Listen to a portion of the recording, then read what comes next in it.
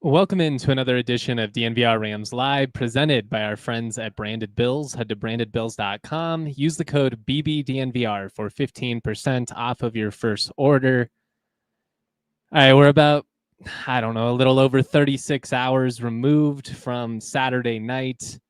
Very controversial finish. I have had my phone on mute for about 3 days because it has not stopped blowing up. At first, it was because I had CSU fans hitting me up because they were so angry about the product that they were witnessing, and then it transitioned into people having questions about whether it was a catch or not at the end, and then ultimately a lot of folks on the internet getting in their feelings, coming at me because I expressed my opinion that it was not a catch. I posted an angle on Twitter, which to me does show pretty clearly the ball moving. It hits the ground, aids him in the catch. I just don't think he maintained possession. That said, it's highly ambiguous. I am not the referee. I didn't make the call. I'm certainly not going to be the one that apologizes for it. But it was just a really weird game altogether. CSU played like crap. I do want to start by just tipping my cap to UNC. They outplayed CSU for the majority of this game. The Rams obviously have the talent advantage. They have the resource advantage, but you wouldn't have known it based on how the majority of this game played out. We know what it feels like to leave a game feeling like you were the better team, and for whatever unlucky reason, you just came up short. I've said it a million times, but being a football fan is largely pain. It's an unfair sport. It's a really brutal existence a lot of the time, but I just did want to start by acknowledging that. Obviously, we are going to be focusing the majority of this from CSU's perspective, but those guys came in here and they gave a hell of an effort. From CSU standpoint, it was just unacceptable, point blank, period.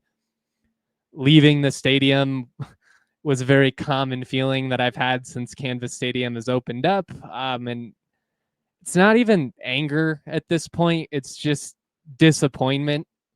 If you've seen Friday Night Lights, the movie version, I almost feel as melodramatic as Tim McGraw talking to Billingsley about his inability to hold on to the football and how he gets knots in his stomach, watching him play out there at times. That's kind of how I feel watching CSU football, just gives me pits in my stomach.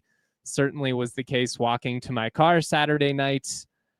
The fan base is just tired of seeing CSU come up short. And frankly, I can't tell anybody that they're wrong for being frustrated at this point. I try really hard to look at things through an optimistic lens. That's kind of my whole thing. Be optimistic until you can't be anymore. By about halfway through that second quarter, it was becoming pretty hard to be optimistic. By halftime, it was certainly starting to set in that this could be for real, that the Rams might truly lose to UNC for the first time ever, technically forfeited the 1900 match or whatever. But I mean, they've never lost to UNC straight up, and they never should. And whether it was a catch or not, and I'll kind of give some thoughts on that in a couple of minutes as well, it just should have never came down to this. Like, it can't come down to this if you're CSU against UNC. And don't get me wrong, I'm no stranger to seeing CSU struggle against an FCS opponent. I'm not too big for my britches here. I'm not the kind of guy that goes into those matchups thinking that there's nothing that can go wrong. I've seen Sacramento State, Illinois State, North Dakota State, South Dakota State. If you are a state school with an FCS program, I've probably seen you beat CSU at one point. UNC is not those programs. Like, they are genuinely one of the worst football programs in the country, one of the least funded programs. They can't even play at night because they don't have lights in their stadium.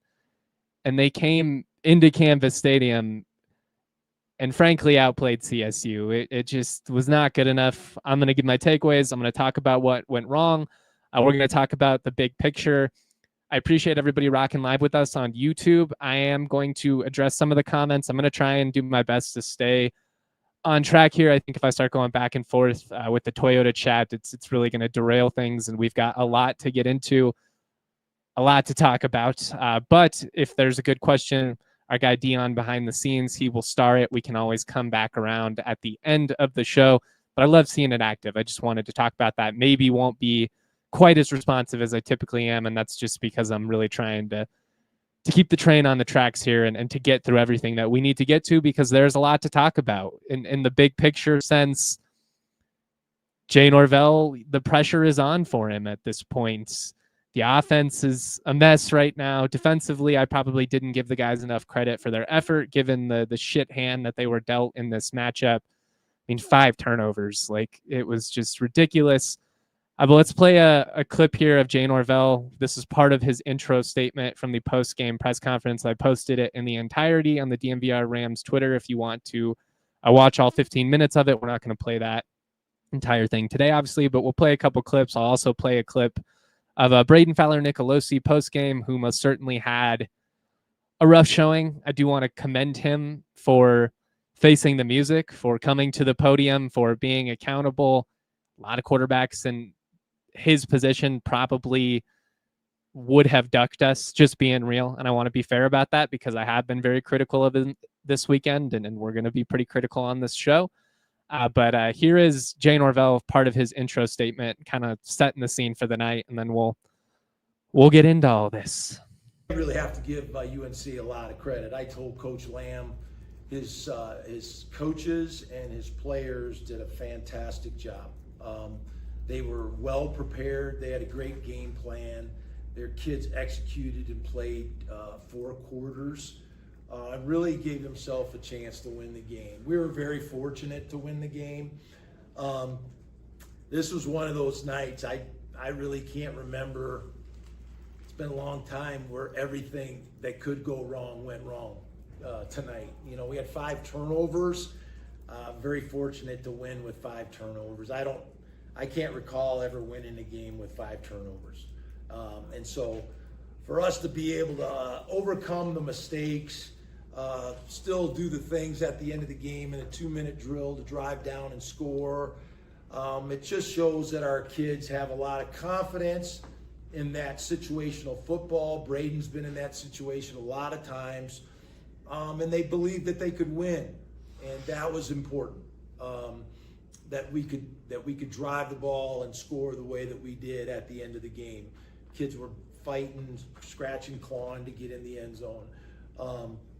You know, we're just very fortunate at the end. They had the ball down there. It appeared that they had the winning score.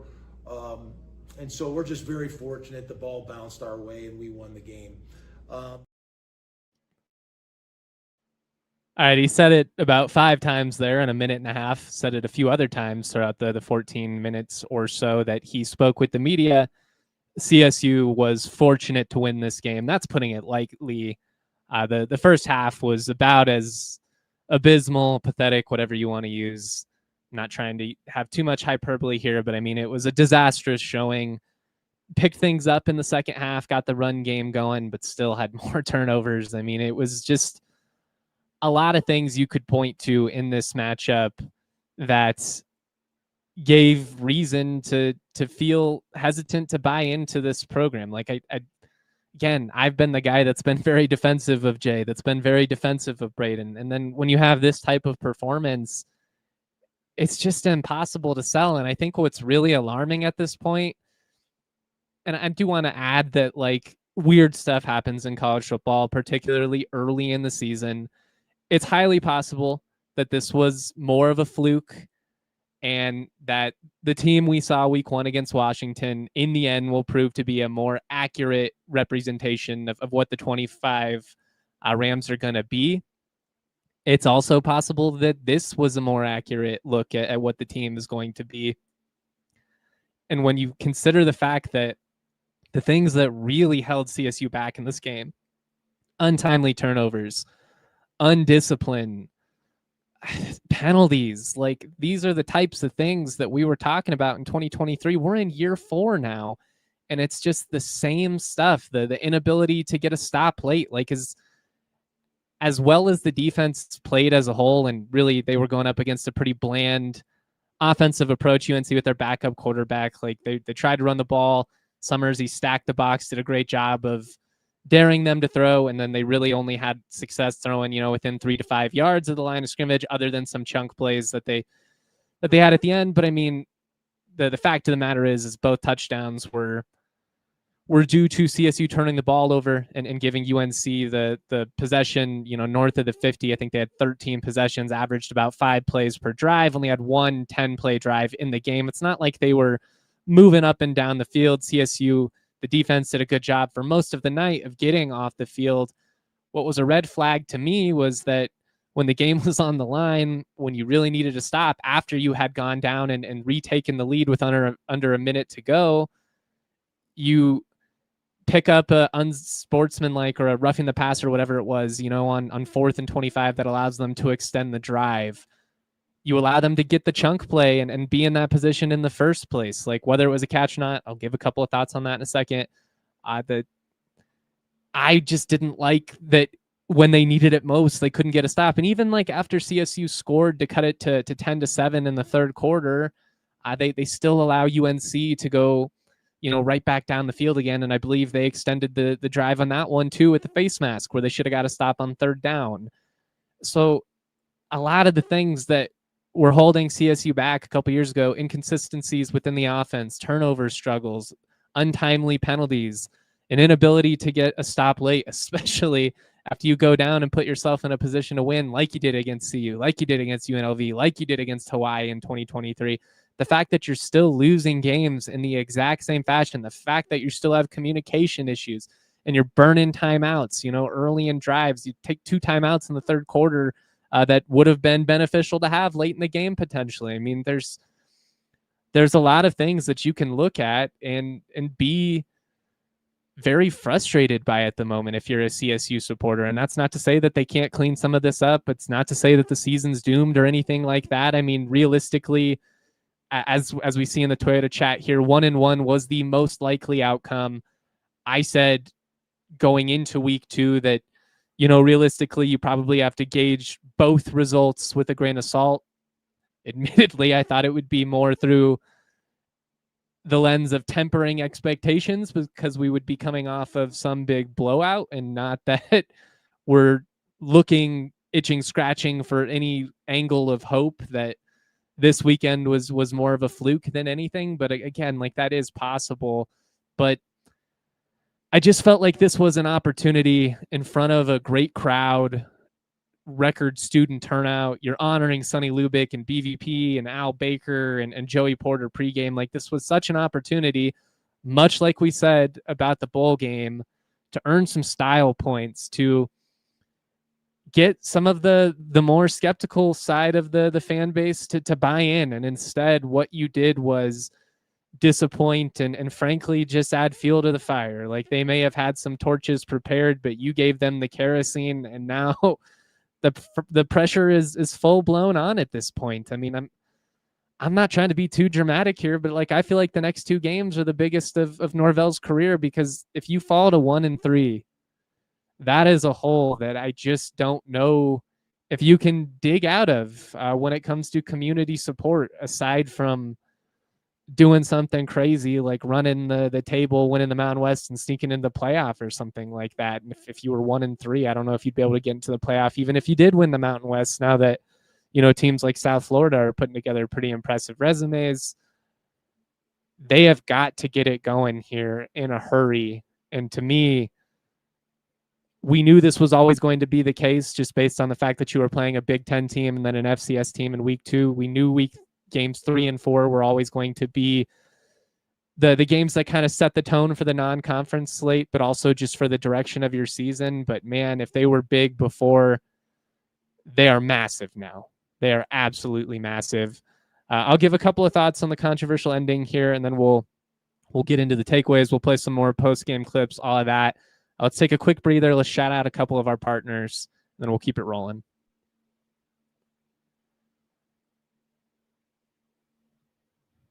All right. I am obviously stoked that the football season is back, although it admittedly felt a little bit like deja vu, kind of felt 2021-ish this weekend with the football product I witnessed in person between CSU and the Broncos. Definitely reminded me of the times of covering late night Adazio games and then going to Mile High the next day to watch Teddy Bridgewater football. But I'm still just stoked that the season is here. Like I try and remind myself that in the tough times.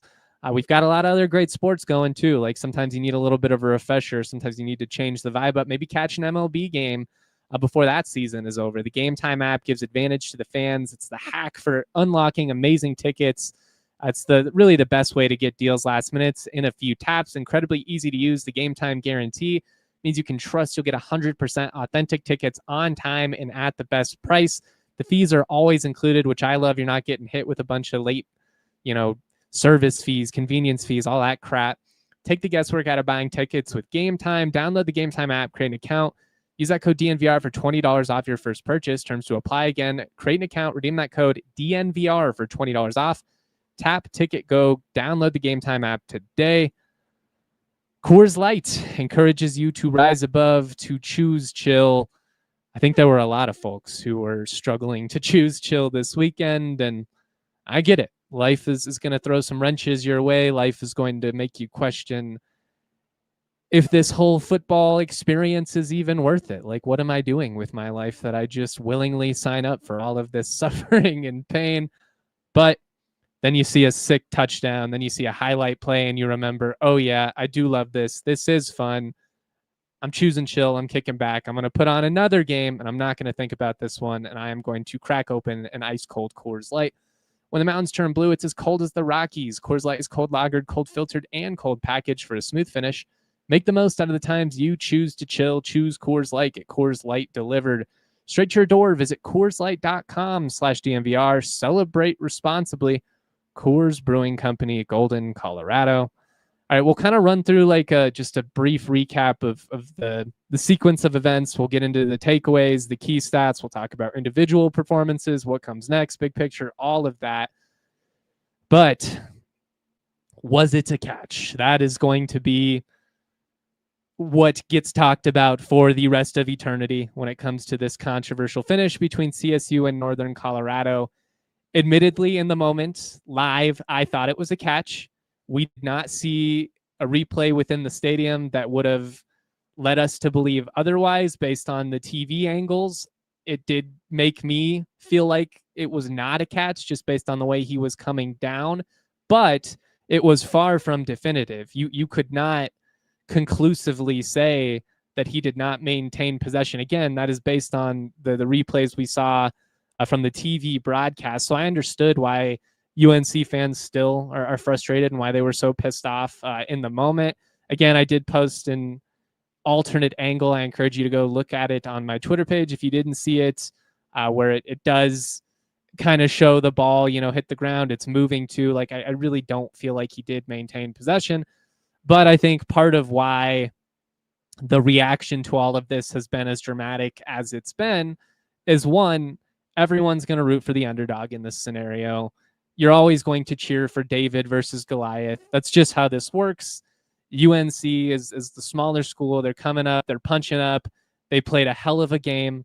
They frankly deserved to win, but football is unfair, and they came up short, and instead it ends up being a tragedy for them. It ends up being heartbreaking. And I just think a lot of the visceral response is because if you watch this game, you know that UNC outplayed CSU for a lot of the matchup. Like, I just don't think you can sit here with a straight face and say that CSU was the better team for 4 quarters, because they weren't. Now, the gap in talent and depth, it did kind of seep through in that second half, and with the way that the Rams were able to maintain possession and run the ball and give themselves a shot, whereas all UNC really needed to do was mount any type of drive in that fourth quarter, and they would have been able to bury the Rams. They weren't able to do it. Credit the CSU defense for consistently getting off of the field. Again, frustrated by how things kind of played out on that final sequence. But I, in the moment, was very surprised that they overturned that call. I think it speaks to a larger issue in football right now, which is those of us that live and breathe this, super fans of the game, people like me who are around the game every day, can we even succinctly define what a catch is? Like, it's not the first time I brought this up on the podcast, but it is certainly relevant to this point. This happens 2, 3, 4 times a year, and every single time, because it's hot take culture, everybody has to come out with, oh, this was the biggest robbery of all time. This was the most dramatic thing we've ever seen, yada, yada, yada. We've never seen anything like this, even though we've seen it happen 3, 4 times in the last year or two alone. But it's still far too ambiguous to me what is, and more importantly, what isn't a catch. And I think if we could just lock down something that was a little bit more definitive, it would greatly help reduce some of the chaos and frustration and just the general ambiguity that currently stands when it comes to the whole catch process. I will say the alternate angle that I posted also shows, I believe it was Lamondre Joe. There was pass interference on the play. The officials didn't call it. CSU got away with that one. Again, sometimes it's better to be lucky than good, and this was one of those instances for CSU. They were very lucky to have won this game. They did not win this because they came out and they dominated an opponent who they have a significant advantage against when it comes to resources and talent and just all things like this. This should not have been a game, but CSU allowed it to be. You know, one of my keys in the matchup was to not beat yourself, and the Rams, they tried really hard to lose this game. Between the fumbles, between the untimely penalties, between all of it, it was just the exact opposite of what you wanted to see. The drama of everything at the end only exasperated it, because I think it felt kind of hollow. Like, as while it counts as a win in the standings, while it counts as a win on record, it certainly does not feel like one. Like, I don't think any CSU supporter, any of the players, any of the coaches are walking away from this one feeling good about what went down. Like, you escaped by the skin of your teeth. You got a fortunate break when it comes to the replay review, because whether I think it's a catch or not, we've seen plenty of instances where that call just stands because it's still up in arms at that point. But I don't know. I know that we need to see far more from this team, and it feels like the program is running out of time to put it together under Norvell. And the fact that 2 out of the last 3 performances have left the fans this irate, the Arizona Bowl, and now obviously the home opener this season, like, I just can't say that he's done much to validate, you know, some of the stuff he said in the preseason about wanting a contract extension and all that. And I get why he would. He's a coach. You want job security. I would want an extension if I was in his position, and I would point to the mess that I inherited and the fact that, you know, we did win 8 games and all that. The same talking points we've gone over repeatedly over the last year. I'm not going to do that whole song and dance again. Don't worry. But they needed to earn some style points here. This was kind of an eye test situation, and they didn't. Like, from the get-go, the offense looked out of sorts. You go 3 and out, and then on the second series, BFN gets stripped. He did not look comfortable in the pocket much of the night. I credit UNC at times. They were able to generate some pressure, but he did not look like he was comfortable back there. He missed some reads. We'll play a clip from Jay where he talks about that. Basically, some of the reads that he was missing were not very hard. I do feel like there was a different tone post game with Jay, with some of his comments and his open criticism of Braden in a way that we maybe haven't seen very much in the past. And that's not to say that you should expect a quarterback change against UTSA. That would be very surprising to me at this point. For one, they're pretty much all in on Braden at this point. For 2, I don't think there's a better option in the building. For all the people that yell and scream, we want change. You know, I went back and forth with somebody on Twitter today. I was like, well, what's the grand solution then, guys? Like, what is the grand solution? Because Darius Curry's not ready yet. He's just not. Nothing I've seen from Jackson Brousseau in scrimmage settings would make me feel like, oh man, this is going to create some giant spark. Now, if the passing offense continues to flutter, if it continues to be this erratic, it certainly could make things complicated, and we'll see. Maybe one of those guys does end up getting an opportunity, but like, I don't know. I think we oversimplify what the move would be here. That's just my opinion. But I get why people are frustrated, because the offense looked terrible. And the fact that it's still this wonky, the fact that it's still this inconsistent with the third-year quarterback, and you're hearing these types of things from Jay Norvell postgame, and you're seeing him miss reads, and you're seeing him throw off his back foot, and you're seeing him throw interceptions that don't make sense and get stripped in the pocket. It's fuel for the fire, like I said earlier. And while I have been defensive of him, I can't sit here and be like, this was an acceptable performance, because you are going to face far more athletic and far tougher defensive assignments than you faced in this matchup. And the fact that it looked this bad is a red flag. It's a massive red flag. It's alarms blaring. It's everything. I mean, you got the run game going a little bit on that third drive, and then you missed the 46-yard field goal. That kind of felt like a bad omen to me, that, oh God, this really might be one of those infamous days in Canvas that leaves all of us wanting to rip our hair out, and it certainly proved to be in the end. But, you know, the defense, they respond. They get a stop after the missed field goal. They have to punt, and then Maher, he muffs it and gives UNC the ball at the CSU 12. They respond with a touchdown. It was just one of those days. You know, Jay said earlier, but like, anything that could have gone wrong certainly did go wrong for this team. But it was just like they kept compounding things, right? Like, you miss a field goal, then you get off the field. But what do? You muff the punt, you give them the football right back. Now you're down 2 possessions. You go into the break down 10-0. After Tommy Maher fumbled again late in the third quarter, had a chance to at least leave with 3, if not 7. I mean, CSU, as inconsistent, as frustrating as the offense has been at times this year, the one thing they have done well is move the ball in tempo situations. 2-minute drill at the end of Washington did it kind of in this game as well, late in the second half, to take the lead. But you blow that opportunity because you muffed the punt. And I'll be honest, it was shocking to me that Maher was still out there fielding punts later on in the game. Norvell's talked a lot about, like, the greatest incentivizer is competition. The greatest motivator is the bench. Like, that's how you teach people valuable lessons. And while I do think that Maher is one of the best wide receivers on the team, I think he's a great dude based on my conversations with him. And I think he's going to be a highly productive player. If you fumble twice in punt return situations, you shouldn't still be on the field in that scenario. That's crazy to me. Put Jordan Ross back there. Put Levon Brown back there. I know they've got a couple of other options you could have turned to. Avant, does kickoffs. Maybe punt returns a different angle, I know, but I was surprised about that. Then you come out in the second half, credit the defense. They get a spark play. They force the fumble. Jacob Ellis, great play. Owen Long recovers it. You love to see that. The offense immediately responds with the touchdown. But again, like, that's an instance where you wanted to really build off of that momentum you had just established. And what do you do defensively? You allow them to go down and score there again and extend the lead back to 10. Credit CSU for not just crumbling and laying down, because this was a game where you could have done that. And I think mentally weaker teams probably would have. So I will commend them for that.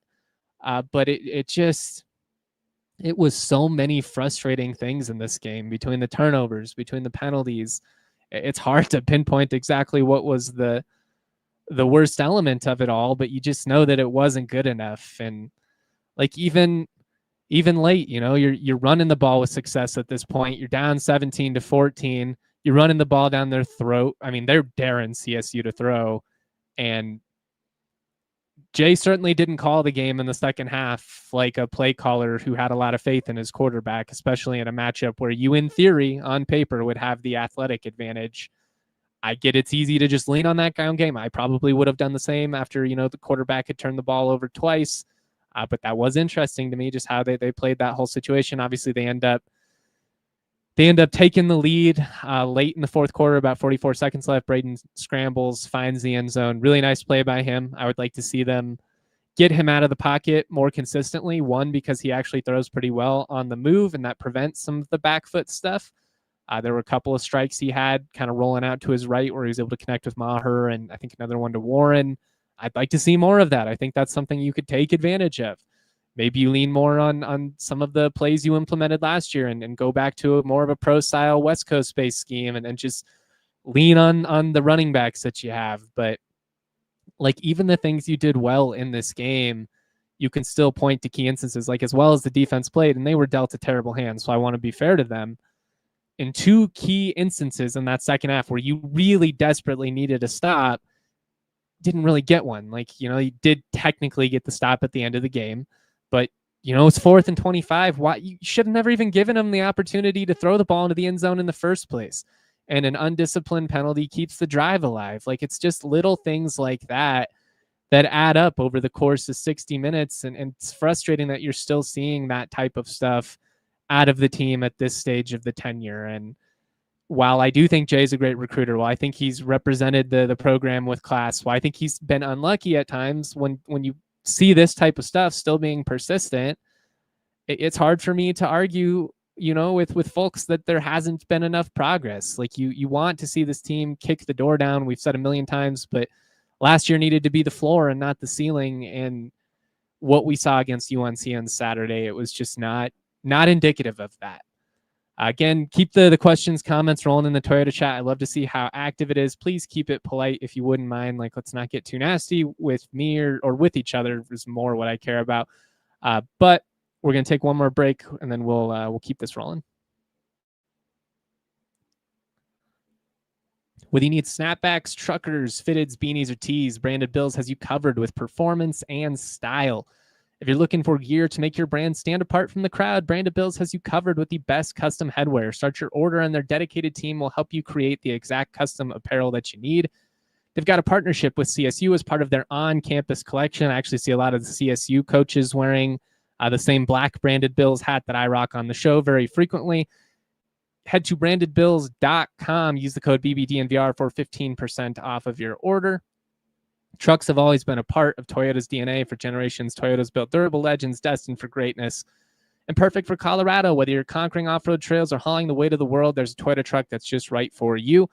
Check out the Tacoma. Check out the Land Cruiser. They've also got 17 models with all-wheel drive or four-wheel drive, like the Epic 4Runner. Toyota currently offers more low and zero-emission vehicles combined than any other automaker to give customers numerous choices to reduce their carbon footprint. Toyota SUVs, they're perfect for Colorado because they're so versatile. You can take them in the mountains. You can take them around town. You can go on a road trip across the state. They're perfect for it all. Toyota is a proud partner of CSU Athletics and the official vehicle of DNVR. Toyota, let's go places. All right, I've seen a lot of questions and comments about play calling. We will get into what comes next, what I kind of want to see with the evolution of the offense moving forward later on. I will say, if you're expecting Jay Norvell to give up play calling duties at this point, I've got some oceanfront property in Arizona to sell you. It's just not going to happen. He did allow Mummy to call plays in the spring while he was working more with the defense. I had heard from a couple of coaches that they thought that was going to be what the plan would be for the fall. Obviously, didn't end up playing out that way. We've talked about that whole saga already, but just wanted to put the kibosh on that right now before we get too carried away. It's just not going to happen. Whether it should happen is up for debate, because I do think that there's a lot of elements of managing the game, of being the CEO of a program, that would behoove you to pass on those play calling obligations to somebody else. But coaches have crazy ego. Even the most logical, down-to-earth, genuinely good dudes. And Jay Norvell is a genuinely good dude. But they all have ego. And play calling is what got him to this place in the first place. I do kind of understand from his position, like, if I know I'm coaching for my job, I'd rather be the guy with the hand on the wheel. Like, I can't say that I disagree with the logic of that, or that I wouldn't feel that differently if I was in his position.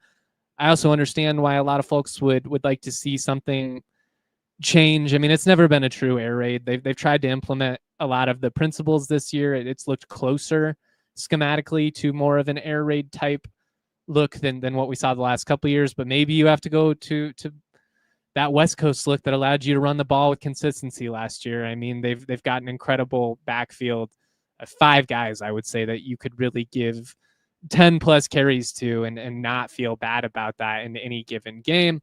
I definitely want to see I definitely want to see more touches for Jalen Dupree. I think he had like 4 carries in the first half. Part of that had to do with time of possession and the wonkiness of, if you fumble two punts, you get stripped and your quarterback throws a pick. Like, they didn't have the football all that frequently in the first half. I also feel like maybe, again, some of the stuff that they're doing in terms of taking Braden off the field and putting Taj in there could be negatively impacting him when it comes to getting in a rhythm and just feeling the flow of the game, because he did look out of sorts throughout the entire game. And even if you're the biggest BFN critic out there, like, I think you can admit that he looked more flustered and out of sorts than usual. You didn't see a ton of good from the offense in this one. Like, you ran the ball with some consistency, but even when you did that, you still put the ball on the ground, in the fourth quarter there. So it was just frustrating in basically every element. The defense holding UNC to 17, pretty impressive considering the field position that they were handed in this one. That's been an issue pretty consistently, I'd say, over these first 2 games, is the disparity in field position has not benefited CSU at all. The passing offense, it's just so erratic. Like, they do little things well, the crossers and stuff like that. I do like that they got Armani Winfield going a little bit late. Would like to see more from him. I don't know where Jordan Ross has been. Maher, made some plays against Washington. Didn't see much from him. I do think that there were receivers open in this game, and Braden at times just missed them. And we'll kind of play a clip of Jay talking about that here in just a second. It was not a good game, and Braden would tell you that himself. Again, like I said it earlier, but I'll say it again. I commend him for coming to the podium, for facing the music, for taking some accountability. I asked him, if it was surprising to him that there doesn't seem to be great chemistry with him and the receivers right now, and he put it all on him. He didn't put any of that blame on the receivers. That is what you need to do if you are a leader of the team. If you are the quarterback, if you want to have the respect of the locker room, that's what you got to do. It was a pro move, and he handled that situation well. But I mean, heavy is the head that wears the crown, right? Like, that's the double-edged sword of expectations, and that's the thing about being a third-year starting quarterback, is just that the level of expectations has been raised. The bar has been raised at this point, and he has not met that to this point. Now, maybe Jay could do some things to simplify the offense, to get the ball in the hands of these receivers, tunnel screens and stuff like that. Just get some quick passes. Maybe they go tempo a little bit more consistently.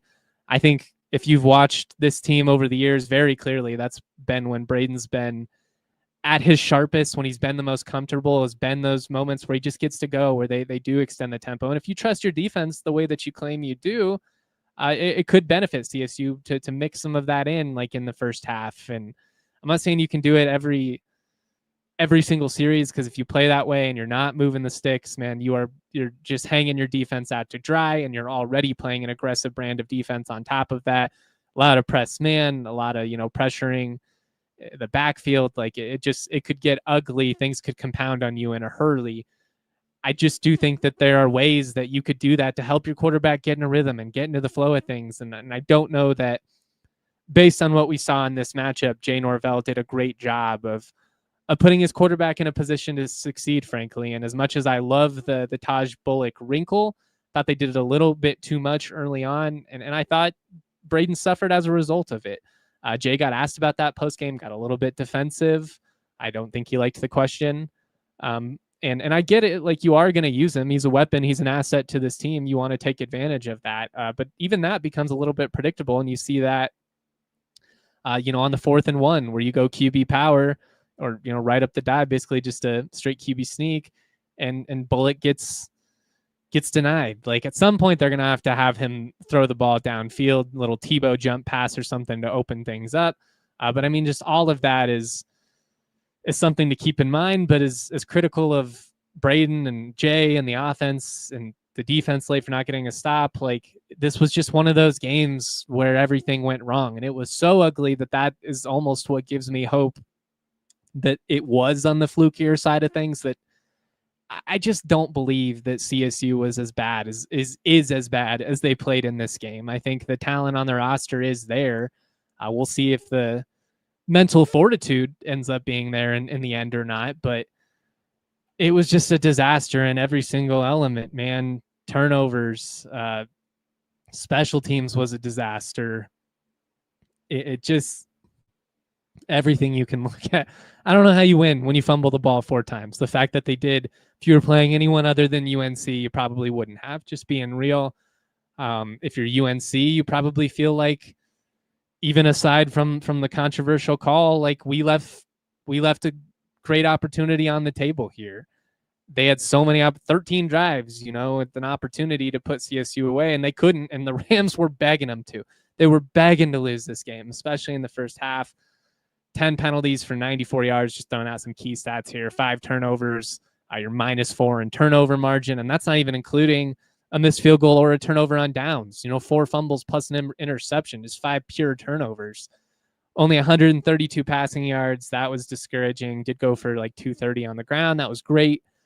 3 of 4 on third down in the second half was encouraging after only going 2 of 6 in the first. Like, they maintained possession. They moved the ball with consistency in the second half. All that was encouraging. What's discouraging was that it was through a game plan that very clearly had put the handcuffs back on the quarterback. And if you don't trust your third-year quarterback to this point, what are you going to do moving forward? I've said before that I don't feel like there's a better option. I also feel like Braden physically can do some really remarkable things. He is an impressive athlete. I think he's grown as a leader these last couple of years.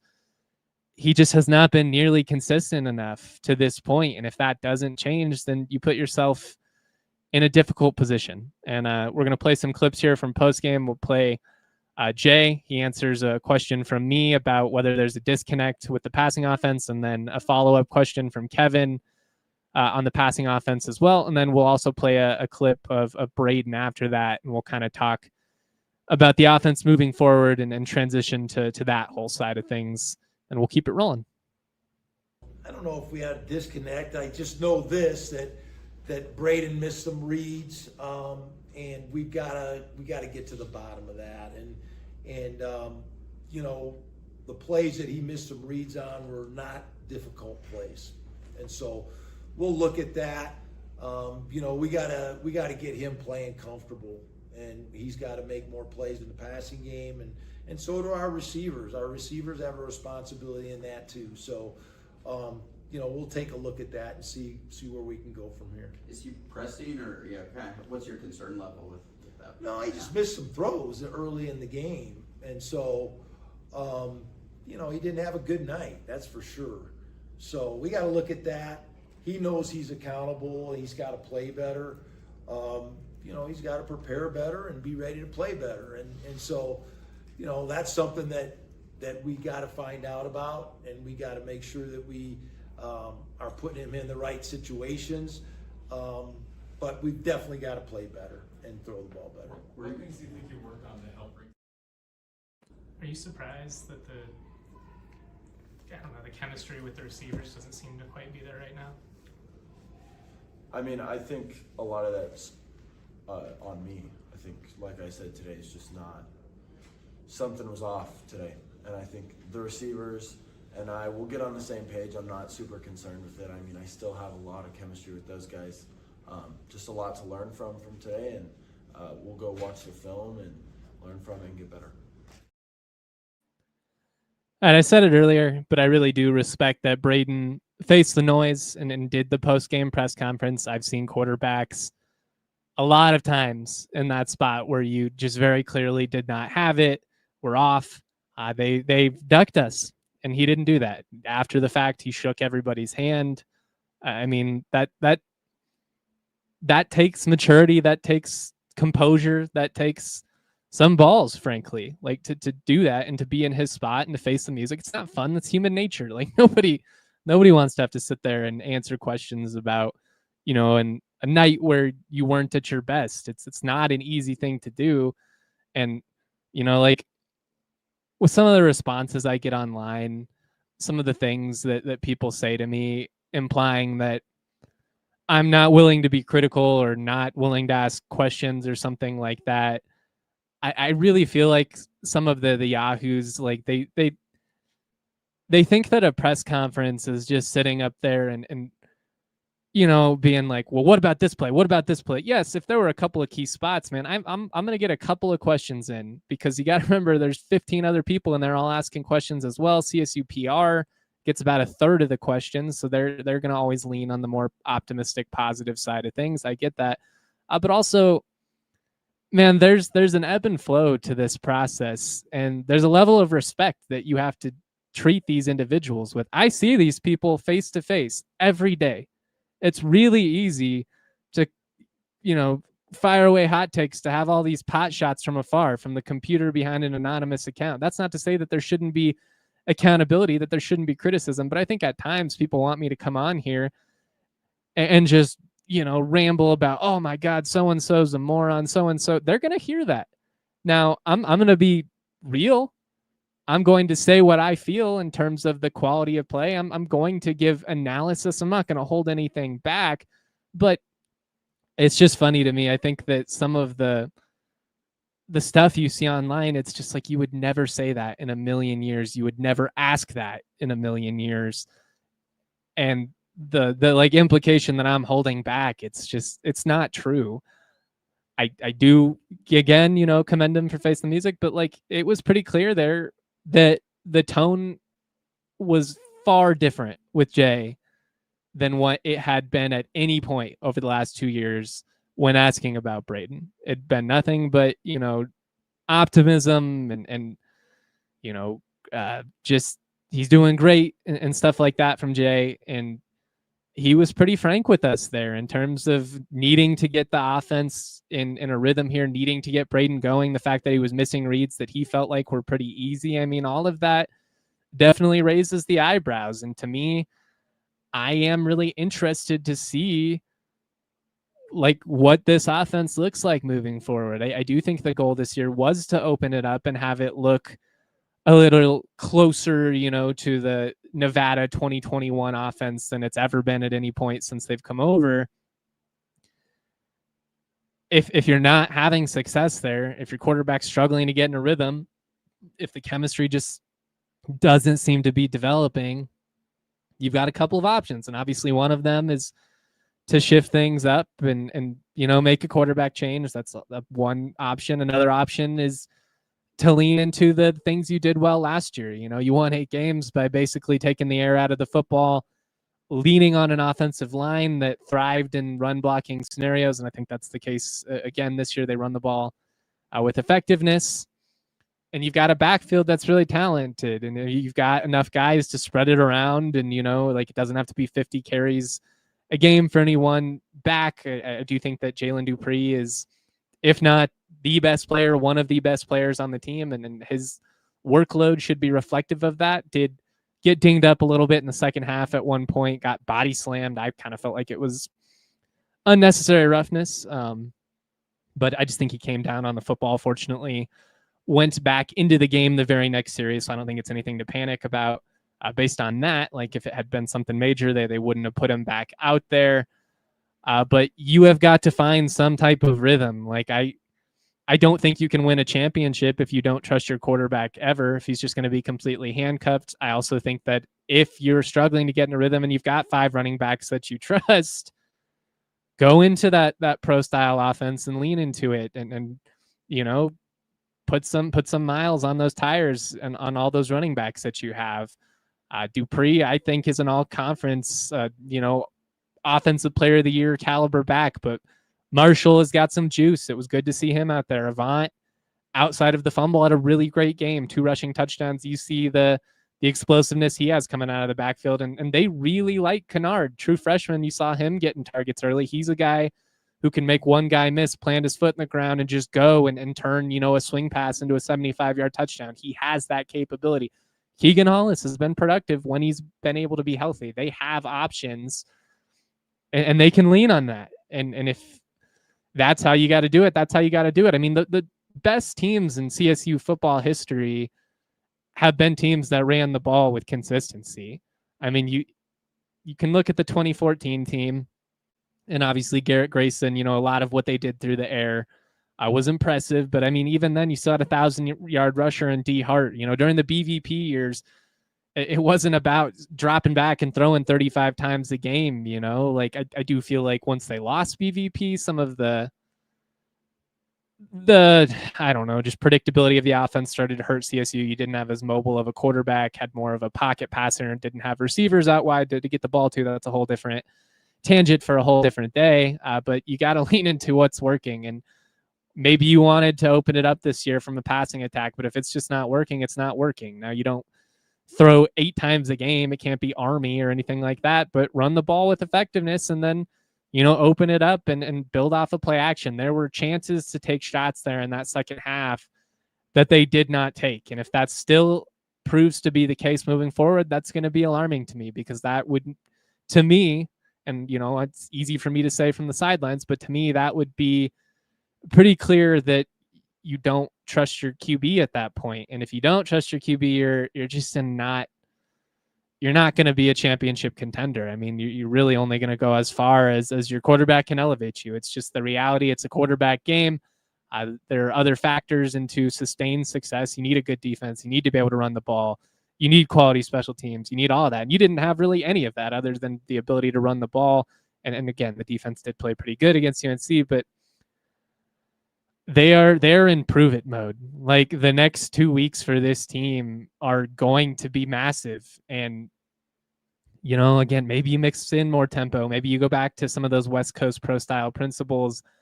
I don't anticipate quarterback change. I don't think that's the solution. But at some point, it really doesn't matter what I think. It doesn't really matter what Norvell thinks. It becomes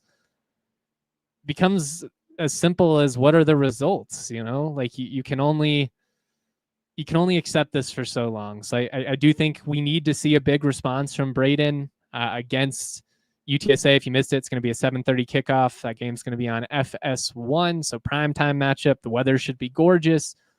UTSA has struggled to stop people defensively like this. Knock on wood, cross your fingers, whatever superstitious activity you need to do. This should be an opportunity to put some points on the board. If they are unable to do so, I think you start having some tough conversations, not just about the quarterback position, but about the rest of this season, about the future of the program, about all of it. I mean, the pressure is on at this point. I wrote it in my post-game column. You are now in prove it mode. Like, yes, realistically, you are always going to be 1-1, but you've had 2 chances here to really earn some style points between the bowl and this, and you've just not only failed to do so, but just come up incredibly short, like completely whiffed, egg on the face type deal.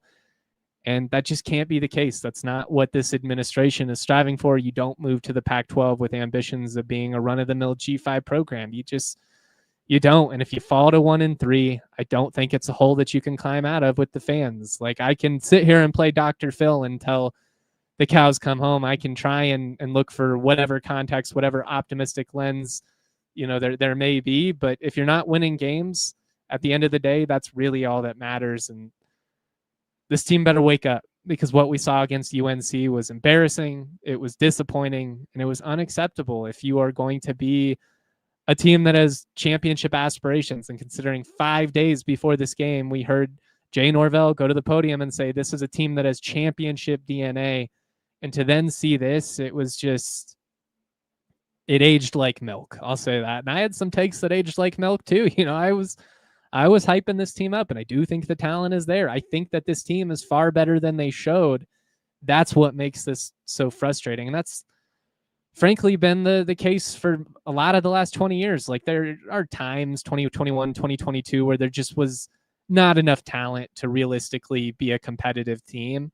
But there have been plenty of other instances where CSU's had 1 of 2 of, the best players in the league, legit talent on both sides of the ball, and yet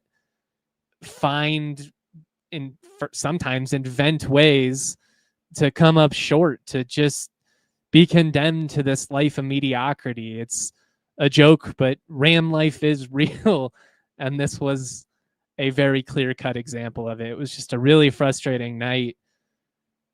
Even 36 hours later, I'm still, a little worked up just thinking about it. But I know that winning cures a lot, and that if you could come out, establish, some good faith by, really playing well these next couple of weeks, like you rattle off 2-3 wins in a row, all is going to be forgiven. If you go on and make the Mountain West Championship game, win 9, win 10 games, do all of the goals, accomplish all of the goals, do all of the things that we laid out at the beginning of the season, basically all of which are still on the table, all will be forgiven. And we'll look back at this as a blip. Or if they don't figure it out, this probably ends up being the beginning of the end. Like I hate being this dramatic. I'm never the guy that's like the coach's job's on the line. It's must win, like unless it's Wyoming or something like that. I very rarely go to that tagline.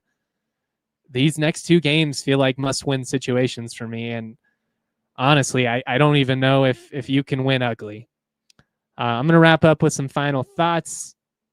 I know we got to take a producer break here. All right. Just some final thoughts, then I'll give you the questions and comments from the Toyota chat. I'll get to as many as I can before we go. I really do feel bad for UNC. This felt like such a CSU loss. Reminded me of the Rams' effort against CU in Boulder, where you were the better team. Nobody gave you a chance in the world in the matchup. You were just a little unlucky at the end. A couple of key plays went against you, and instead of a triumphant upset that is truly one of the biggest moments in program history, it's just another situation where you're in the car, wondering how it all went wrong. I've been, and it's been made pretty clear by now, but I have been a Norvell supporter since day one. I'm still rooting for him to succeed because I think that the potential setback of having to start over could have some significant consequences. It could be a bitter pill to swallow that a lot of fans that are on the hypercritical side of things maybe are not prepared to swallow. Now, doesn't matter what I think. Again, it's a results business. Like at some point, doesn't matter if you're a good dude, doesn't matter if you're a good recruiter, doesn't matter if you represent the program with class. If the results aren't there, you're not going to be the guy. It's how it works. They've got to show something here. And I don't know. I can't believe I'm sitting in this position having to play Dr. Phil once again in year 4. It just feels very, very, very frustrating. All right, we've got some questions in the Toyota chat. Question for me, the ESPN box score says they did give them pass interference on the replayed catch. It says the last play was from the CSU 28. Well, UNC picked up an unsportsmanlike conduct penalty, I think for celebrating or it's maybe taking a helmet off or something like that. I don't believe they called pass interference, but the ref's mic wasn't working at the end. I didn't see that in the final stats. I'll have to go through and look at that at the end and see if I can get an answer for you. I can tweet about that a little bit later on. Rams versus everybody. My guy Ken wants to know, 2 weeks until the next game, do you give Curry or Bullock some run and practice with the first string to see what he looks like? No, you don't. I don't think so, at least. If anything, it would be Brousseau, guys. Like, it's not going to be Curry. Curry is not going to play this year outside of injuries or something crazy happening. Based on everything I've seen, he's a good athlete. Like, he's got potential. He's not ready. Bullock never attempted more than 100 passes as a starting quarterback. Like, there's a reason they have him in the role that he is. And it kind of reminds me of Joe Palmer on the basketball team a couple of years ago. Joe Palmer was perfectly suited to serve the role that he was serving. Any more of him would have been too much. And that's what I feel about Bullock. He's an impactful player. He's somebody that can shake things up for you. He's not a realistic candidate to be your starting quarterback. Does anyone actually think that the Mountain West refs would do anything to help CSU? I just don't think there's any conspiracy. It's not a conspiracy. That's just part of the Twitterification of how we view sports. Everybody has to have their dumbass hot take. Everything's a grand conspiracy. It annoys the hell out of me. I actually retweeted somebody the other day that said, sports writers, podcasters, etc. Not everything has to be a hot take. You can just react. You can just have a take. It's going to be okay if you do, but that's not how the internet works. Unfortunately, context doesn't matter. You got to be dramatic because that's what moves the needle, baby. Being rational, that's not what gets it done. Let's send it to overtime real quick, and I'll get to the rest of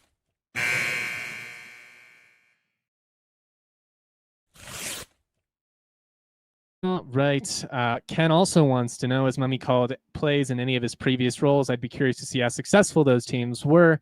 I can dive through those numbers. Mummy was a head coach at a lower level back in the day, called plays there, did briefly call plays for Jay at Nevada as well before Norvell took those play calling duties over. But again, I just don't anticipate that changing on any point. Dylan wants to know, what are your thoughts on how much they use Boyd? Seems like very predictable and messes with the flow of the offense. I don't necessarily disagree. I think it's a little bit challenging to find that balance. Like, you want to take advantage of a unique weapon, but you also want to put your quarterback in a position to find a rhythm. And I don't know if that's happened to this point. Shout out to our guy, Eugene Burns, becoming a new member of the DNVR Supporters Club. Much love to you guys. It's an awesome way to support us if you would like to do so.